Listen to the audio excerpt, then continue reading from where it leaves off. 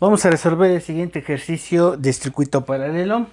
A partir de la información del siguiente circuito, determina el voltaje, la corriente y la potencia de cada uno de los elementos del circuito que se muestra en la figura. Entonces, lo primero que tenemos que hacer es identificar la información explícita, implícita, requerimiento. Conocemos los voltajes, las resistencias y tenemos que hallar las corrientes 1 y 2, la potencia 1 y 2, y como información implícita que no nos piden pero es necesaria, es la corriente total. Para ello, entonces, tenemos primero que reducir nuestro circuito a un circuito simple. La forma de reducir las resistencias es la siguiente.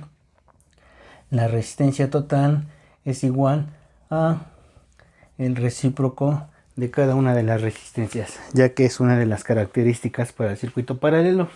Entonces sustituimos las resistencias. En este caso es 1 sobre 10 más 1 sobre 10, que puede escribirse como 2 veces 1 sobre 10, que podría ser un quinto. Entonces la resistencia total en realidad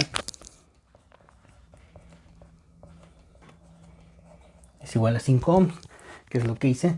Saqué recíprocos del lado izquierdo y recíproco del lado derecho para mantener la igualdad. La resistencia total es de 5 ohms.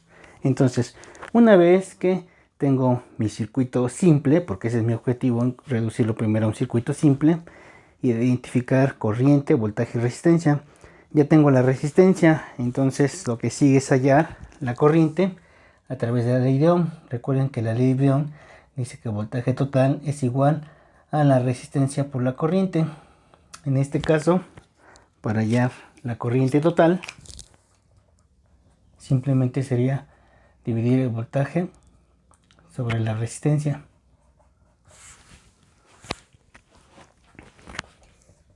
que serían 10 volts divididos entre 5 ohms, y me daría 2 amperes. Entonces la corriente total es de 2 amperes. Entonces, una vez que tengo el circuito simple, mi objetivo es identificar voltaje total, corriente y resistencia total. Ya los tengo. Ahora el siguiente paso es entonces hallar voltaje y corriente para cada uno de los elementos. Para ello identifico cuál es el parámetro físico que permanece constante o sin cambios, que en este caso es el voltaje. ¿Por qué? Pues porque en un circuito paralelo el voltaje a través de cada uno de ellos es el mismo. Entonces escribo que el voltaje total es igual al voltaje 1, es igual al voltaje 2 y es igual al voltaje 3, que en este caso es de 10 volts. Aplicamos la ley de Ohm entonces para hallar la corriente a través de cada uno de los elementos.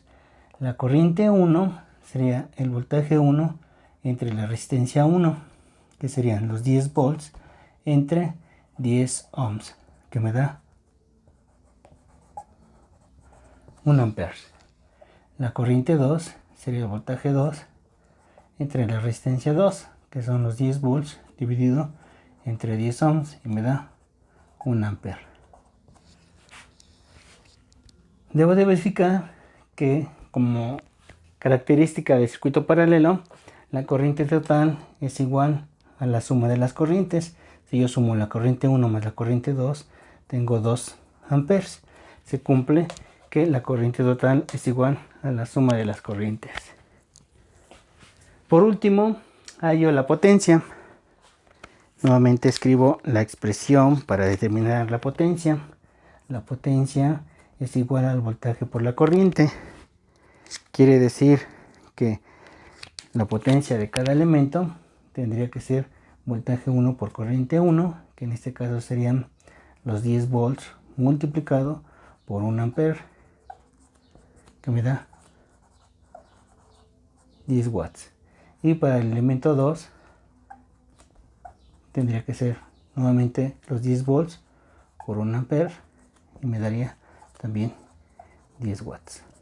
Entonces, este ejemplo se conoce como un divisor de corriente, en donde el voltaje permanece constante, pero la corriente total se divide en dos elementos. Hay circuitos dentro de la electrónica que requiere dividir la corriente, entonces lo que se tiene que construir es un circuito donde tengamos dos resistencias idénticas o tres, según sea el caso.